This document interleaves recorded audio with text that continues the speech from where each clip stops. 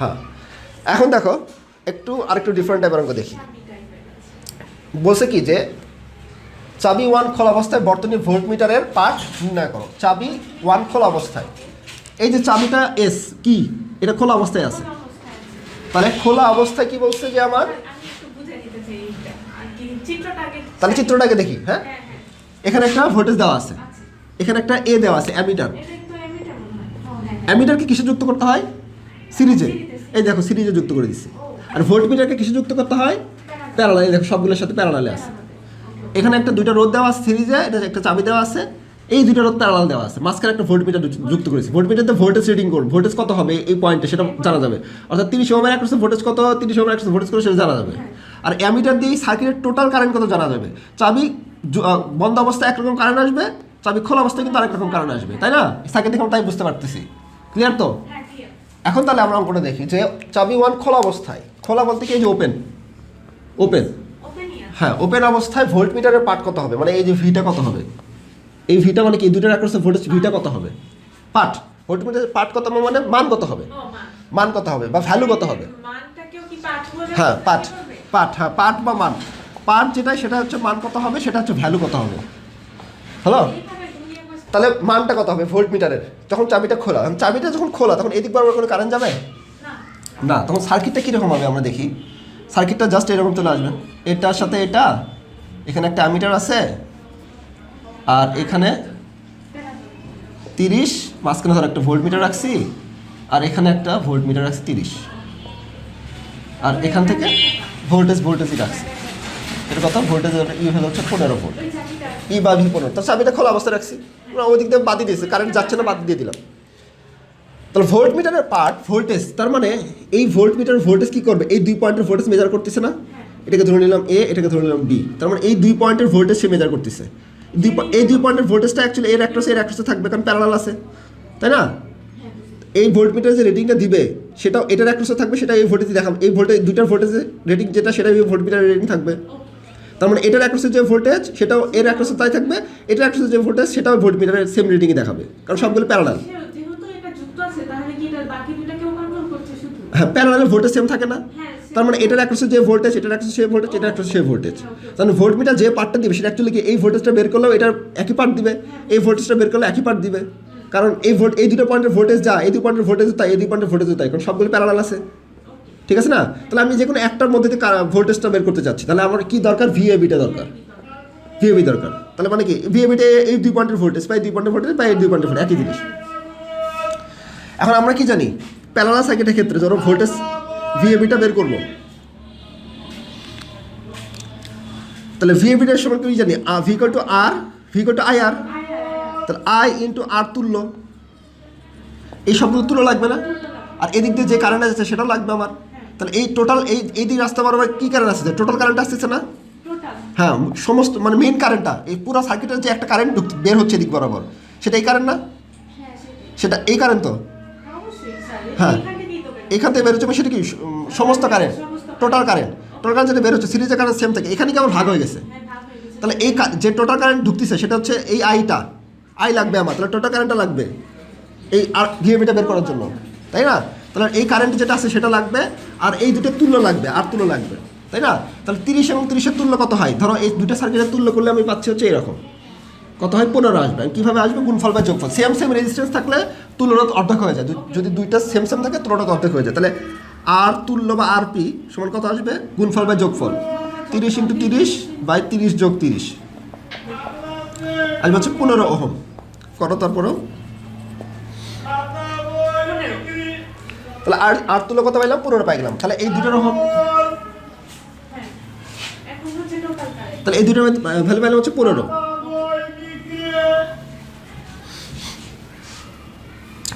আচ্ছা, তাহলে 15 ওহম পাইছি, তাই না? তাহলে এই 15 ওহমের ভিতর দিয়ে কত, মানে এই দিক বরাবর কত কারেন্ট আসতেছে সেটা আমার লাগবে, সেটা হচ্ছে আই। তাহলে আইটা বের করার সূত্র কি, I equal to V by R তুল্য।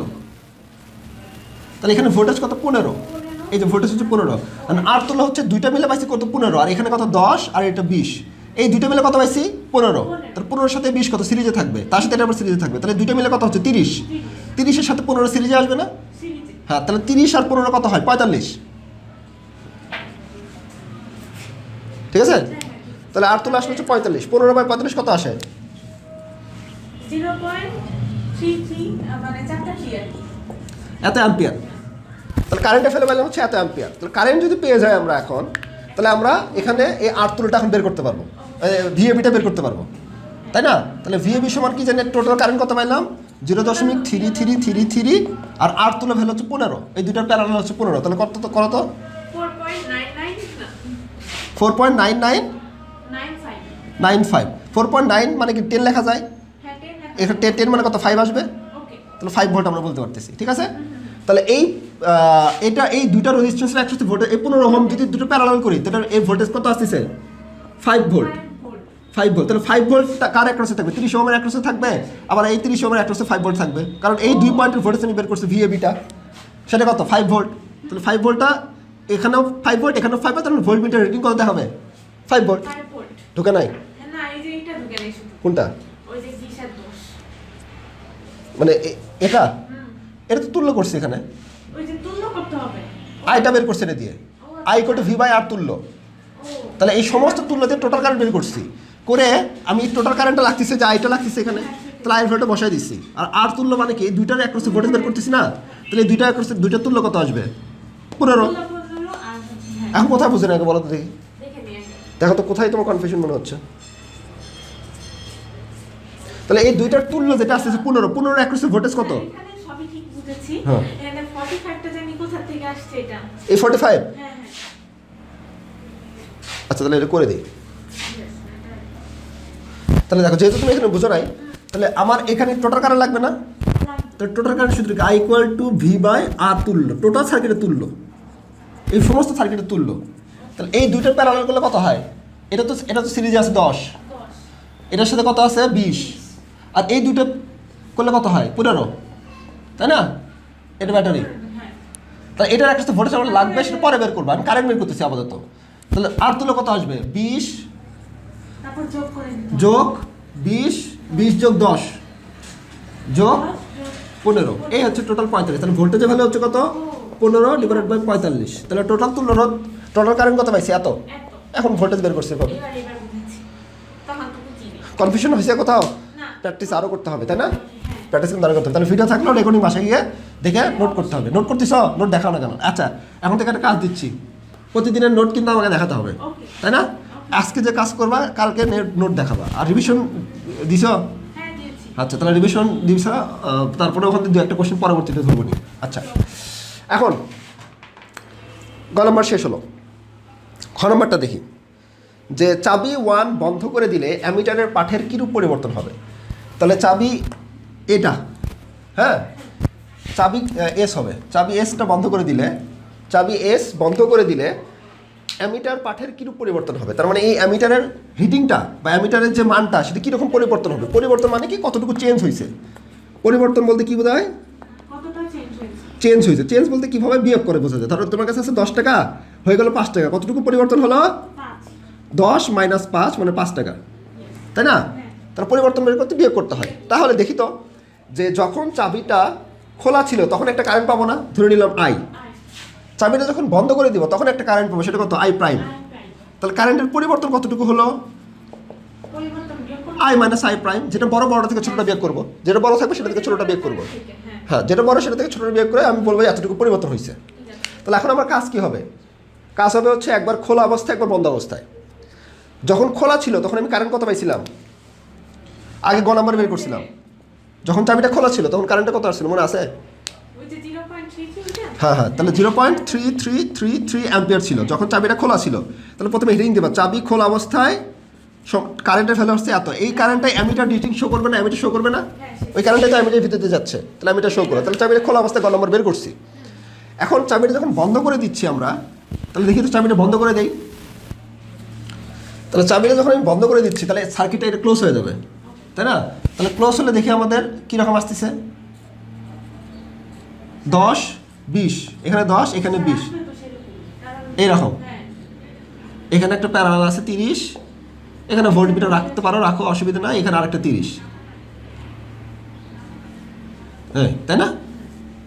এখানে টুইস্ট আছে, হ্যাঁ। তাহলে ধরো অ্যামিটার আছে, অ্যামিটার রিডিংটা কত হবে?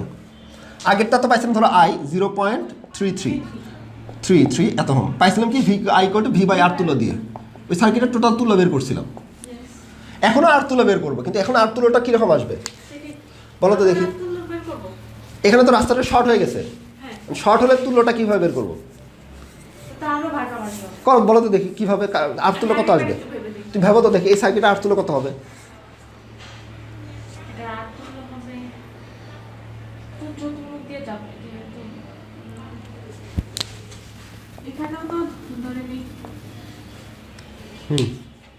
সেম থাকবে না, পরিবর্তন হয়ে যাবে? কিরকম কিভাবে পরিবর্তন হবে?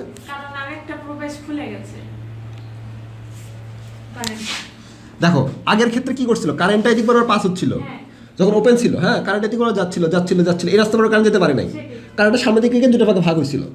তার মানে চাবি খোলা অবস্থায় সমস্ত রোদই এখানে সার্কিটের সমস্ত রোদের ভিতরে কারেন্ট প্রবাহিত হচ্ছিল, তাহলে তখন আমার আর তুলোটা একরকম ছিল। যখন আমি চাবি এটা বন্ধ করে দিয়েছি, এটা ক্লোজ হয়ে গেছে না, ক্লোজ হয়ে গেলে কারেন্টটা কীভাবে এদিক বরাবর যাবে কারেন্ট যাচ্ছে এই দুটো আসছে আমার সার্কিটের ভিতরে আসছে, এদিক বরাবর একটা শর্ট রাস্তা আর এদিক রোদের ভিতরে তো কারেন্ট যাওয়া পছন্দ করে না শর্ট রাস্তা পছন্দ করে? শর্ট, তাহলে কারেন্ট এদিক বরাবর যাবে, ওদিক বরাবর যাবেই না, বলছে ওইদিকে তো পাহাড় আছে পানি যাবে না। ধরো একটা রাস্তায় পাহাড় আছে, একটা রাস্তায় পাহাড় নাই, রোদকে পাহাড় হিসেবে চিন্তা করো, আর এটা পাহাড় নাই, তাহলে এই পাহাড় বরাবর পানি প্রবাহিত হলে আটকে যাবে পাহাড়ে, আর যেদিক বরাবর পাহাড় নাই সেদিন পানি প্রবাহিত হয়ে চলে যাবে, তাহলে এই পাহাড়ে তো পানি যাবে না, কারেন্ট যাবে না, কারেন্টটা এদিক বরাবর আসবে, তাহলে ওই রোদ কি থাকার থেকে না থাকে ভালো না? এটা বাদ হয়ে যাবে না সার্কিট থেকে? হ্যাঁ শর্টকাট ঢুকবে বলে, তাহলে শুধু 10 আর 20 কত হয় 30, তাহলে আই কত আসবে, I prime equal to V by R তুল্য, তাহলে ভোল্টেজ কত আসে 15, মানে আর তুল্য কত হবে 30, কত হয়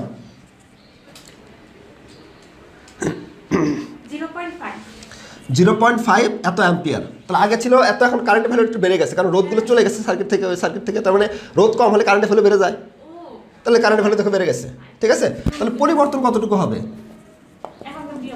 আই প্রাইম মাইনাস আই, তাহলে 0.5 মাইনাস 0.3333 করো কত আসে